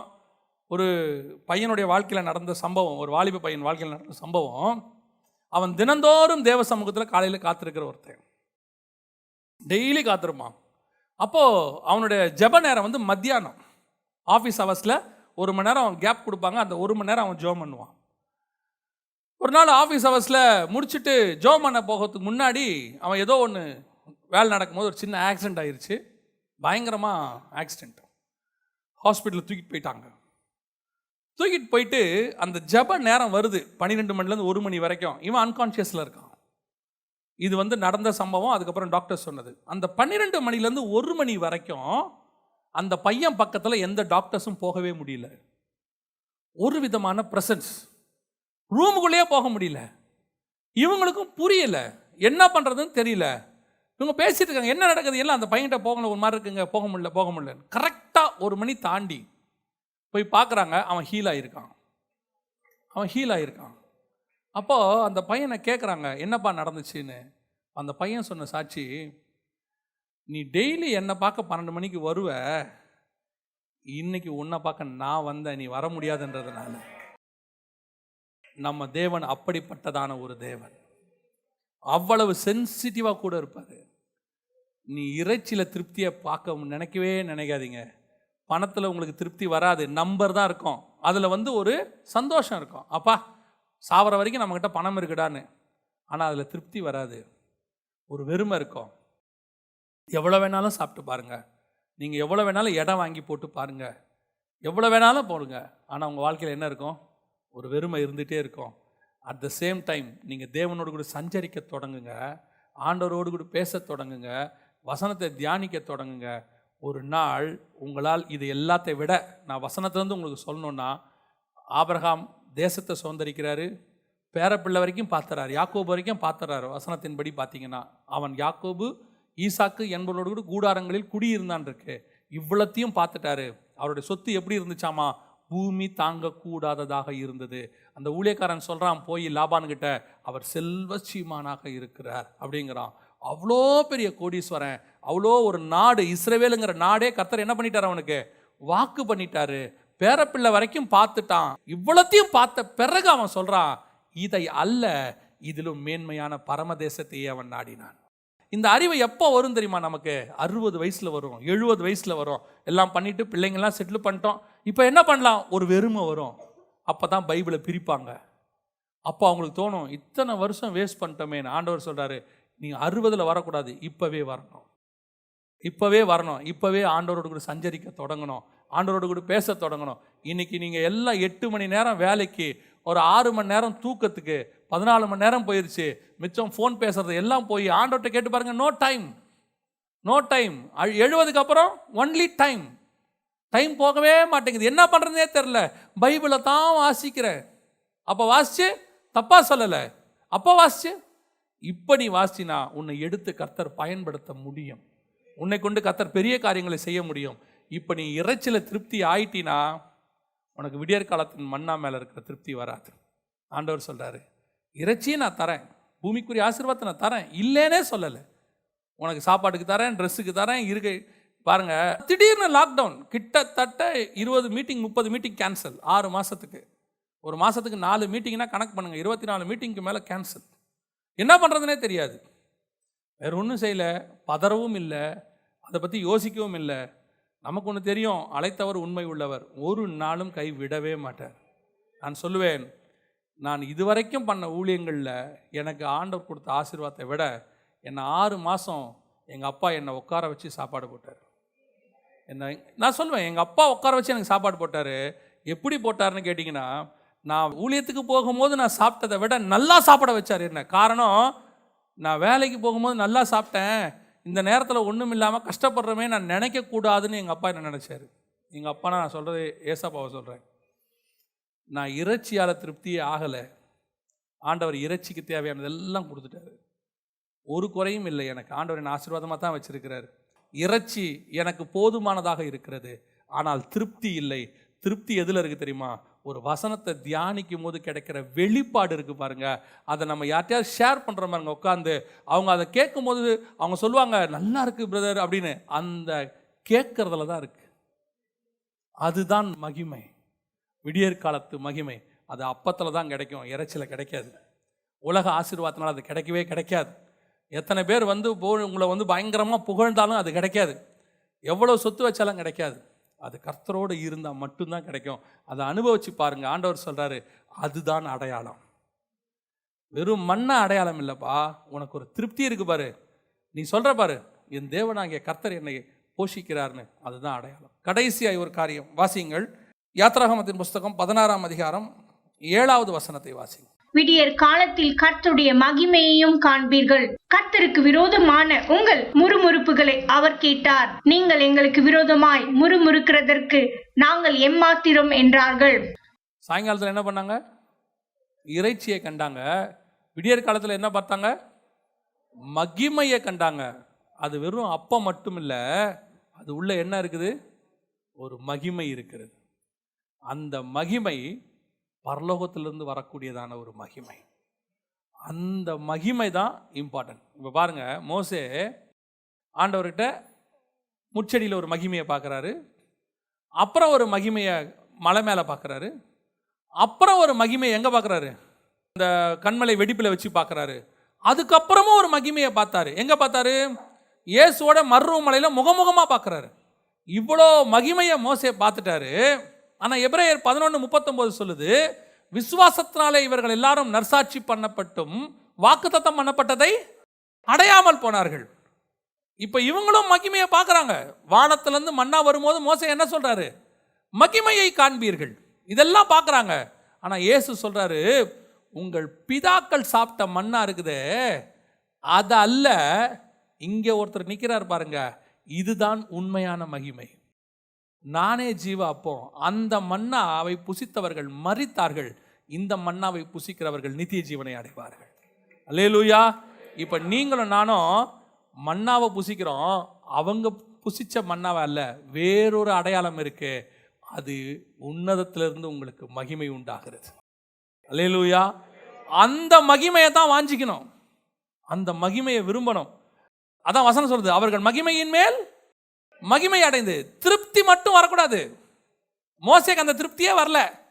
அவன் கேட்டுக்கிட்டே இருக்கான், இன்னும் இன்னும் ஆண்டவரே. எனக்கு தானியேல்கிட்ட ரொம்ப பிடிச்ச ஒரு விஷயம் என்னன்னா, அவர் ஆண்டவர்கிட்ட விளக்கங்களை கேட்டுக்கிட்டே இருப்பார். 5ஆம் அதிகாரத்தில் கேட்பார், 6ஆம் அதிகாரத்தில் கேட்பார், 7ஆம் அதிகாரத்தில் கேட்பார், கேட்டுக்கிட்டே வருவார். 7ஆம் அதிகாரத்தில் போய் இந்த சின்ன கொம்புனா என்ன, 10 கொம்புனா என்ன, எல்லாம் கேட்டுக்கிட்டே இருப்பார். உடனே அவருக்கு ஆண்டவர் விளக்கத்தை கொடுத்துக்கிட்டே இருப்பார். 12ஆம் அதிகாரத்தில் திருப்பி கேட்பார், இந்த 1335 நாளை குறித்து, இந்த 2000 இந்த நாளை குறித்து எனக்கு அது அறிய ஆவலாக இருந்த. ஆண்டவர் சொல்வார், தானியேலே நீ போகலாம். ஏன்? உன் காலம் முடிஞ்சிருச்சு. இவனுக்கு காலம் முடிஞ்சிருச்சு, ஆனால் கர்த்தருடைய அறிகிற அறிவு அவனுக்கு இன்னும் முடியவே இல்லை. இன்னும் தெரிஞ்சுக்கணும், இன்னும் தெரிஞ்சுக்கணும், இன்னும் கர்த்தரை பார்க்கணும், இன்னும் இந்த தாட் ஒன்று இருக்கு பாருங்க. இதுதான் ரொம்ப முக்கியம். ஒரு இடத்துல உங்களுக்கு என்ன வரக்கூடாது, திருப்தி அடையக்கூடாது. இதுக்கு முன்னாடி என்ன பார்த்தோம்?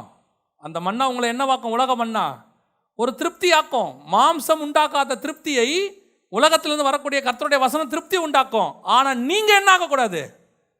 திருப்தி ஆகக்கூடாது. கேட்டுக்கிட்டே இருக்கணும், இன்னும் வேணும் ஆண்டவரே, இன்னும் வேணும் ஆண்டவரே, இன்னும் வசனத்தின் ஆழத்துக்கு நான் போகணும், இன்னும் நான் போகணும். ஆண்டவர்கிட்ட அவ்வளோ காரியங்கள் புதைஞ்சிருக்குது, அவ்வளோ பொக்கிஷங்களை கர்த்தர் உள்ள வச்சிருக்கிறாரு, ஒவ்வொருத்தருக்கும் வச்சிருக்கிறார். பாருங்க, 2000 வருஷம். அதான் சமீபத்தில் நான் ரொம்ப ஆச்சரியப்பட்டேன். எந்த ஒரு புத்தகத்தையும் ஒரு தடவை படிக்கலாம், மிஞ்சி போச்சுன்னா 2 தடவை படிக்கலாம். ரொம்ப நல்ல புக்காக இருந்தாலும் ஒரு 5 தடவை படிக்கலாம். இல்லை எக்ஸ்ட்ரீம் பயங்கர புக்கு 10 தடவை படிக்கலாம். வாழ்நாளெல்லாம் ஒரு புக்கை படிக்க முடியுமா? ஒரு புக்கை வாழ்நாளெல்லாம் படிக்கிறோம், ஆனால் இன்னும் இதில் நமக்கு என்ன வரல? திருப்தி வரல. இன்னும் பேசிக்கிட்டு இருக்கு, இன்னும் இருக்கு. அதான் பாஸ்டர்கிட்ட பேசிகிட்டு இருக்கும்போது சொன்னேன், திடீர்னு 3ஆம் அதிகாரத்தை எடுத்து படிக்க தோணுச்சு. யாத்திராகமத்தில் படிச்சுக்கிட்டே இருக்கிற நைட் உட்காந்து பாஸ்டர்கிட்ட வந்து சொன்னேன், பாஸ்டர் 3ஆம் அதிகாரம் புதுசாக இருக்குன்னு. உண்மையிலே புதுசாக இருக்குது. வேற ஒரு விஷயத்தை ஆண்டவர் அதுலேருந்து எக்ஸ்பிளைன் பண்ணுறாரு. பார்க்கும்போது ஆச்சரியமாக இருக்குது. ஏன் முதல் தடவை படிக்கும்போது கிடைக்கல? முதல் தடவை படிக்கும்போது வேற டைமென்ஷன், செகண்ட் டைம் படிக்கும்போது வேற டைமென்ஷன், 3ஆவது தடவை படிக்கும்போது வேற டைமென்ஷன். இப்படி அடுத்து அடுத்து அடுத்து ஆண்டவர் அதுக்குள்ளே என்ன வச்சிருக்கிறாரு? புதையில பொக்கிஷத்தை வச்சிருக்கிறாரு. அந்தகாரத்தில் உள்ள பொக்கிஷங்களையும் ஒளிப்பிடத்தில் உள்ள புதையல்களையும் நான் உனக்கு தருவேன். அவ்வளோ கர்த்தர் வச்சிருக்கிறாரு. ஆனால் உங்களுக்கு மட்டும் என்ன வரக்கூடாது? சிலருக்கெல்லாம் படித்தாச்சு, ஒரு தடவை படித்தாச்சு, 2 தடவை படித்தாச்சு. நான் சொல்கிறேன், அந்த வாஞ்சையோட விடியற் காலத்தில் அந்த மகிமை வேணும்னு சொல்லி படித்து பாருங்க, அது மகிமையின் மேல் மகிமை அடையும். தேவ சமூகத்தில் ஆண்டவர் வசனத்தின் மூலமாக பேசிக்கிட்டே இருப்பார். நீங்கள் யாருக்கிட்டையாவது போய் ஷேர் பண்ணுவீங்க, அவங்க சொல்லுவாங்க, என் லைஃப்பில் இப்படி ஒரு வெளிப்பாடை நான் கேட்டதில்லைம்பாங்க. இப்படி ஒரு காரியத்தை இது வரைக்கும் நான் என்ன செய்யலை, கேட்டதில்லை, இப்படி ஒரு மெசேஜை நான் பார்த்ததில்லை, இப்படி சொல்லுவாங்க. அதுதான் கர்த்தர் உங்களுக்குன்னு கொடுத்த மன்னான்னு அர்த்தம். மற்றவங்களத எடுத்து பேசுறது ஒன்று இருக்குது, அது தப்பு கிடையாது. இப்போ நாங்களுமே நிறைய மெசேஜை கொஞ்சம் பேர் ரெஃபரன்ஸ்லாம் எடுப்போம், எடுக்காமல் பேச முடியாது. இன்னும் சொல்ல போனால் அத்தனை பேரும் பவுல் எழுதின ரெஃபரன்ஸ் தான் எடுத்து பேசுகிறோம். ரெஃபரன்ஸ் எடுக்காமல் பேச முடியாது. ஆனால் அதுக்கு நடுவில் உங்களுக்குன்னு ஒரு ரெவலேஷன் கொடுப்பாரு. அது வானத்திலேருந்து வரக்கூடிய மன்னாவாக இருக்கும், அது வெளிப்பாடாக இருக்கும். ஆண்டவர்கிட்ட கேட்கணும். நீங்கள் படிங்க, மற்ற புக்ஸை படிக்க வேணான்னு சொல்ல, கமெண்ட்ரிஸ் படிங்க, அது உங்கள் இஷ்டம், படிக்கிறது படிக்காதது. ஆனால் உங்களுக்குன்னு உள்ளதை ஆண்டவர்கிட்ட கேட்கணும். ஆண்டவர் சொல்வார், நீ காலையில் போ, அங்கே ஒரு மகிமை இருக்கும், அங்கே ஒரு மகிமை உனக்கு காண்போம். நீங்கள் அதை மட்டும் நைட்டு வச்சு பாருங்க, காலையில் அது என்னவா இருக்கு? மகிமை. நைட்டு வச்சுட்டு காலையில் எடுங்க, மண்ணா என்னவாயிரும்? பைபிள் என்ன சொல்லுது? பூச்சி பிடிச்சிரும், நாற்றம் எடுத்துரும். அதோட அர்த்தம் என்ன தெரியுமா? Each and everyday morning you will see the fresh new holiness, new gloriness ஆண்டோட்ட நீங்கள் பார்க்க முடியும். அதான் நம்ம சாரணவராஜம் அழகாக சொல்லுவாங்க, ஒரு பாட்டு இருக்கு, புது எண்ணெயால் புது பலத்தால் புதிய கிருபை புது கவியால். ஒவ்வொரு நாள் காலையிலையும் அவருடைய கிருபை எப்படி இருக்கிறது? புதிதாக இருக்குது, அவருடைய மகிமை ஃப்ரெஷ்ஷாக இருக்கும். ஆண்டவர்கிட்ட கேட்டு பாருங்கள், ஆண்டவரை இன்றைக்கி என்ன வச்சுருக்கீங்க, இன்றைக்கி என்ன ஸ்டஃப் வச்சுருக்கீங்க. காலையில் இந்த பைபிள் படிக்கிறது, தேவ சமூகத்தில் உட்காருக்கிறத அறக்க பறக்க செய்யக்கூடாது. சிலர்லாம் பார்த்தீங்கன்னா சாப்பிடும் போது நின்றுக்கிட்டே சாப்பிடுவான். இந்த பிள்ளைங்கள்லாம் ஸ்கூலுக்கு போகும்போது பார்த்துருக்கீங்களா, போதும் போதும் போதும் போதும்ட்டு பாதி வாயில் இருக்கும், பாதி ஆட்டோவில் இருக்கும் இல்லையா. நம்ம இன்றைக்கி பிஸி ஷெட்யூல் ஆகிட்டோம்ல, அந்த பிஸி ஷெட்யூலில் நம்ம செய்கிறது எல்லாமே எப்படி தான் இருக்குது, பயங்கரம். குளிக்கும் போதே குளிச்சுட்டு இருக்கும்போது ஒருத்தன் தட்டுறான் பின்னாடி, டைம் ஆச்சு வாங்க போகணும். நம்ம அறக்க பறக்க குளிச்சு அறக்க பறக்க சாப்பிட்டு, அதுவும் 2 வீலரில் நீங்கள் வேலைக்கு போகணுன்னு சொன்னால் அதை விட பிபி ஏறுற விஷயம் வேறு ஒன்றுமே இருக்காது. அவ்வளோ பரபரப்பு. அப்படி பைபிள் வாசிக்கக்கூடாது. 6 மணிக்கு போனால் தான் வேலைக்கு டைம்னா 4 மணிக்கு ஏந்திரிங்க. தேவனுக்கு 1 மணி நேரத்தை கொடுத்து பாருங்கள். அவரோடு கூட அந்த அறக்க பறக்க பேசவே கூடாது. அவரோட ஆண்டவரே டைம் இல்லை நாளைக்கு மீட் பண்ணலான்லாம் சொல்லக்கூடாது. அந்த மாதிரி காலையில் ஆண்டவருக்கு என்ன செய்யக்கூடாது, டைம் கொடுக்கக்கூடாது. உட்காரணும் தேவ சமூகத்தில், ஆண்டவர்கிட்ட கேட்கணும், இன்றைக்கி புது கிருபை, புது மகிமை, ஆண்டவரே ஒவ்வொரு நாளும் புதுசு புதுசாக அது வருது பாருங்க, அதுதான் அடையாளம். அப்படி உங்ககிட்ட கொடுக்கறது ஒரு அடையாளம். அதை நீங்கள் பிட்டு ஒரு நாள் அநேகருக்கு கொடுக்கும்படி கர்த்தர் செய்வார், எடுத்து பயன்படுத்துவார். முதலாவது, இந்த மன்னாவை நீங்கள் என்ன செய்யணுமா, வசனம் சொல்லுது, இறைச்சியை நீங்கள் புசிக்காதபடிக்கு. இறைச்சியில் என்ன ஆகக்கூடாது, திருப்தி ஆகக்கூடாது. இறைச்சியில் திருப்தி ஆகவே கூடாது. நீங்கள் தேவனுடைய மன்னாவில் தான் திருப்தி ஆகணும். 2வது, இந்த மன்னாவில் ஒரு மகிமை இருக்குது, அந்த மகிமையை ஒவ்வொரு நாளும் வாஞ்சிக்கணும். கடைசியாக, உங்கள் கையில் உள்ள எகிப்தியனுடைய மாவு தீந்தா மட்டும்தான் இந்த மன்னா கிடைக்கும். எனக்குள்ள ஸ்டஃப், எங்கிட்ட உள்ளது, நாம் சின்ன வயசுலேருந்து கொண்டாந்தது, இது எல்லாம் க்ளோஸ் ஆகிட்டு நான் ஒன்றும் இல்லை ஆண்டவரே, வெறுங்கையாக வந்திருக்கிறேன், திக்குவாயும் மந்தனாவாக இருக்கிறேன், இப்போ என்னை பேச வைங்கன்னு சொல்லுங்கள். எகிப்தின் சாஸ்திரங்கள் அழிந்து போகும், நியாயப்பிரமாணம் அழிந்து போகாது. நியாயப்பிரமாணத்தின் நிறைவேறுதலாக கிறிஸ்து வந்தார்னு வசனம் சொல்லுது. அப்போனா அழியாத வசனங்களை கர்த்தர் உங்களுக்கு கொடுப்பார். அல்லேலூயா. நம்ம ஜெபம் பண்ண போகிறோம் தேவ சமூகத்தில், ஆண்டவரை நோக்கி பார்க்க போகிறோம். இன்றைக்கி எல்லாம் ஒரு ஜெபம் பண்ண போகிறோம். ஆண்டவரே, என்ன அப்படி ஒரு விசேஷித்த மகிமையினால் நிரப்புங்க ஆண்டவரே. வசனத்தின் மேலே விசேஷித்த ஒரு கிருபை எனக்கு கொடுங்கப்பா. அதை விரும்பணும்னு சொல்லுங்கள். முடிஞ்சால் எழுந்திரிப்போமா தேவ சமூகத்தில், நான் வேணுச்சு நிற்போமா ஒரு நிமிஷம் எல்லாம் ஆண்டவரை நோக்கி. ஆண்டவரே, நான் பைபிள் வாசிக்கும் போது, ஜெபத்தில் வந்து உட்காரும் போது ஒரு விசேஷித்த மகிமை இருக்கணும்ப்பா. நான் எங்கிட்ட இருக்கிற எல்லா இறைச்சியை பார்க்கிலும், எங்கிட்ட இருக்கிற படிப்பு, எங்கிட்ட இருக்கிற உலக ஞானம், எங்கிட்ட இருக்கக்கூடியதான ஆஸ்தி சம்பாத்தியம், கிராண்டான பொருட்கள், இதெல்லாம் நீங்கள் கொடுத்தது தான், நீங்கள் கொடுத்த இறைச்சி தான். ஆனால் இதில் நான் திருப்தி ஆகக்கூடாது. கர்த்தர் தான் சாயங்காலத்தில் இறைச்சியை கொடுத்தாரு. உங்களுக்கு கொடுத்த ஆசீர்வாதம்லாம் கர்த்தர் கொடுத்தது தான், பிசாசு கொடுத்தது கிடையாது. கர்த்தர் உங்களுக்கு ஆசீர்வாதத்தை கொடுக்குறாரு, தேவ பிள்ளைகளுக்கு தராரு. அவங்க உண்மைக்கு தக்கதாக, உத்தமத்துக்கு தக்கதாக, அவங்க உழைப்புக்கு தக்கதாக கர்த்தர் கொடுக்குறாரு. இன்னைக்கு நம்ம எல்லாம் ஆசீர்வாதமாக தான் இருக்கிறோம். ஆண்டவர் நல்ல இருப்பிடம் கொடுத்துருக்கிறாரு, நல்ல ஆகாரம் கொடுத்துருக்காரு, நல்ல உடை கொடுத்துருக்கிறாரு, நல்ல பிள்ளைகளை கொடுத்துருக்கிறாரு, நல்ல குடும்பத்தை கொடுத்துருக்கிறாரு. இதெல்லாம் கர்த்தர் கொடுத்த ஆசீர்வாதம் தான். ஆனால் இது இறைச்சி, இதில் திருப்தி அடைஞ்சிடக்கூடாது. திருப்தி எதில் அடையணும் தெரியுமா? உன்னோட ஸ்பிரிச்சுவல் விஷயங்களில் தான் திருப்தி அடையணும். அந்த நித்திய ஜீவனை சுதந்திரிக்க ஒருத்தன் வந்தான், அவனுக்கு பாருங்க எல்லாம் இருக்குது, ஆனால் அவன் ஒரு வெறுமை இருக்கு அவனுக்குள்ள. அவன் கேட்குறான், என்கிட்ட எல்லாம் இருக்கு, ஆனால் நித்திய ஜீவனை சுதந்திரிக்கணும், என்ன பண்ணணும்? ஆண்டவர் சொல்றாரு, இந்த இறைச்சியை விட்டுடு. அது அவன் சம்பாரிச்சதெல்லாம் நியாயமான பணங்க, அவன் சம்பாரிச்சது எல்லாம் நியாயமான பணம். ஏன் தெரியுமா? அவன் நியாயப்பிரமாணத்தின்படி குற்றம் சாட்ட முடியாதவன். அவன் தேவன் தான் அவனுக்கு ஆசீர்வச்சிருக்கிறாரு. அவன் கர்த்தருக்கு முன்பாக உண்மையாக இருந்து தான் அதை சம்பாரிச்சிருக்கிறான். அவன் சம்பாரிச்சது அநியாய பணம் கிடையாது, நியாய பணம். சகை பணம் தான் அநியாய பணம். ஆனால் அந்த வாலிபனுடைய பணம் நியாயமான பணம். யோசித்து பாருங்க, சின்ன வயசுலயே உழைச்சிருக்கான், நியாயப்பிரமாணம் படி கரெக்ட், தசமாம் காணிக்கெல்லாம் கரெக்டாக கொடுத்துருக்கிறான். கொலை செஞ்சதில்லை, பொய் சொன்னதில்லை, எந்த பாவத்தையும் அவன் செஞ்சதில்லை. அவன் சொல்றான், இதெல்லாம் சின்ன வயசுல தான் செய்யறான் ஆண்டவரே, ஆனால் எனக்குள்ள திருப்தி இல்லைப்பா, ஏதோ ஒன்று நான் தேடிக்கிட்டு இருக்கிறேன்.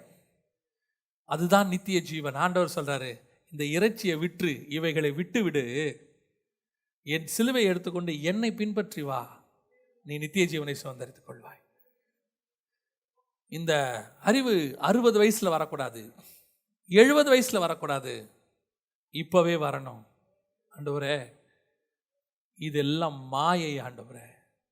உலகத்துக்கு ஒரு மிகப்பெரிய ராஜா செல்வ சீமான், அவனை மாதிரி ஒரு ராஜா கிடையாது. எல்லாமே கோல்டு. அவன் ஞானத்துக்கு உலகமே தேடி வருது, ஊர்ல இருந்து மக்கள் தேடி வராங்க. அப்படிப்பட்ட ராஜா சொல்றான் எல்லாம் மாயை, மனதுக்கு சஞ்சலமா இருக்கிறது. இதெல்லாம் ஏன் ஆண்டவர் எழுதி கொடுத்திருக்கிறார் தெரியுமா? அவன் வச்சிருந்ததுல 1,00,000ல் 1 பங்கு கூட நம்மகிட்ட இல்லை. கொஞ்சம் தான், அவனோட கம்பேர் பண்ணா கொஞ்சம் தான். அதுலயே இறைச்சில் நீ திருப்தி ஆயிட்டீனா, ஒரு படிப்பு, ஒரு டிகிரி, ஒரு வேலை, அதுலயே திருப்தி ஆயிட்டீங்கன்னா எப்போ விடியற் காலத்து மன்னா கிட்ட போவீங்க? எவ்வளவு சாப்பிட்டாலும் திருப்தி ஆகக்கூடாது. நான் மன்னாவுக்கு காத்திருக்கிறவன். இறைச்சி சாயங்காலம், காலையில மன்னா வரும், ஒரு புது மன்னா நாளைக்கு வரும், கர்த்தர் எனக்கு தருவார்னு ராத்திரி படுக்கும் போகும் போதே சந்தோஷமா படுக்கணும். என்னை காலை தோறும் அவர் எழுப்புகிறார். ஏசாயா 50 சொல்லுது, அவர் காலை தோறும் என்னை எழுப்புகிறார், கற்றுக்கொள்ளுகிறவனை போல எனக்கு சொல்லிக் கொடுக்கிறார். எல்லா வீட்லையும் காலையில துதி சத்தம் கேட்கணும், எல்லா வீட்லையும் காலையில ஆராதனை இருக்கணும். 7 மணி 8 மணி 9 மணி வரைக்கும் தூங்குறது. நீங்க காலையில ஜெபம் பண்ணிட்டு தூங்குங்க, ஒரு பிரச்சனை இல்லை. வேலை இல்லாட்டி நீங்க தூங்கலாம், நோ இஷ்யூஸ். ஆனா காலையில தேவ சமூகத்தில் உட்கார்ந்துட்டு தூங்கு. அப்புறமா 12 மணி வரைக்கும் மொபைல் பார்க்கறது, 1 மணி வரைக்கும் லேப்டாப் பார்க்கறது, 1 மணி வரைக்கும் டிவியை பார்க்கறது. சிலருடைய ஆன்லைன் ஸ்டேட்டஸை பார்த்தீங்கன்னா மறுநாள் காலையில் 2 மணி 1:30 மணின்னு இருக்கு. எப்படி காலையில் எழுந்திருக்க முடியும்? அப்போ அந்த காலையில் இருக்கிற மன்னா உனக்கு கிடைக்காமையே போயிடுமே. வெயில் ஏற ஏற அது காணாமல் போயிடும் இருக்கு பைபிளில். நீங்க முடிவெடுக்கணும். ஒவ்வொரு நாளும் காலையில் தேவ சமூகத்தில் நான் உட்கார்ந்துருப்பேன். மகிமையின் மேல் மகிமையை நான் பார்க்க போகிறேன், மகிமையின் மேல் மகிமையை நான் பார்க்க போகிறேன். எல்லாம் ஒருமனப்படுவோமா? கரங்களை உயர்த்தி, தேவரீர் ஒவ்வொரு நாளும் அதிகாலையில் நம்முடைய சமூகத்தில் வந்து நிற்க எங்களுக்கு பெறண்டாங்கப்பா. தேவரீர், நாங்கள் என்னதான் சாக்கு போக்கு காரணங்கள் சொன்னாலும் அந்த அதிகாலை மன்னாவுக்கு அதை நாங்கள் மிஸ் பண்ணுறது எவ்வளோ பெரிய குறைவு என்பதை நாங்கள் உணர செஞ்சுருக்கிறீங்கப்பா. வேலையாக இருந்தாலும், குடும்பமாக இருந்தாலும், பிள்ளைகளாக இருந்தாலும், வேறு எந்த பொறுப்புகளாக இருந்தாலும், எதற்காகவும் நாங்கள் அந்த அதிகாலை மன்னாவை இழப்பது சரியல்லவே. ஒவ்வொரு நாளும் காலையிலே எழுந்து உடைய சமூகத்தில் உட்கார்ந்து அந்த புது மன்னாவை பெற்றுக்கொள்ளுகிற கிருபை எங்களுக்கு தாங்கப்பா. அதிகாலையில் என்னை தேடுகிறவன் கண்டடைகிறான்னு சொன்னீங்க. ஒவ்வொரு நாளும் உம்மை தேடி கண்டடைகிற கிருபை எங்களுக்கு தாரு ஆண்டவரே. உலகத்துக்காக, உலக காரியங்களுக்காக, பணத்துக்காக, பெருமைக்காக, வெட்டி பெருமைக்காக ஓடிக்கொண்டிருந்த நாட்கள் எல்லாம் போதும் ஆண்டவரே. உண்மையாய் உம்மை தேடி, உண்மையாய் உம்முடைய சமூகத்தை நாடி, உண்மையாகவே உம்முடைய சமூகத்தில் காத்திருந்து, உண்மையாய் தம்மை நோக்கி கூப்பிடுகிற யாவருக்கும் கர்த்தர் சமீபமாய் இருக்கிறார் என்று சொல்லப்பட்டிருக்கிறது. உண்மையாய் தேடி கண்டடைய எங்களுக்கு கிருபை பாராட்டும், கிருபை பாராட்டுங்கப்பா. ஒவ்வொருத்தருக்கும் கிருபை. இந்த வருஷத்தில், வருகிற புதிய வருஷத்தில் நாங்கள் உண்மையில் பெருகணும் ஆண்டவரே. ஆண்டவரே, உம்முடைய கிருபைகளில் பெருகணும். ஒவ்வொரு நாளும் உம்முடைய வார்த்தை அறிகிற அறிவில் நாங்கள் வளரணும். வானத்து மன்னாவை ஒவ்வொரு நாளும் புசிக்கணும், அதில் நாங்கள் திருப்தி அடையணும். அப்படி சொல்கிறவங்க மாத்திரம் கரங்களை உயர்த்தி ஒப்பு கொடுத்து சொல்லுவோம். இயேசு கிறிஸ்துவின் நாமத்தினால் ஒப்பு கொடுக்குறோம். கர்த்தர் பலப்படுத்தும், ஆசீர்வதியும், உதவி செய்யும். உங்கள் கிருபை எங்களை தாங்கி நடத்தட்டும். ஆண்டவராக இயேசு கிறிஸ்துவின் நாமத்தில் ஒப்பு கொடுத்து ஜெபிக்கிறோம் எங்கள் ஜீவனுள்ள நல்ல பிதாவே.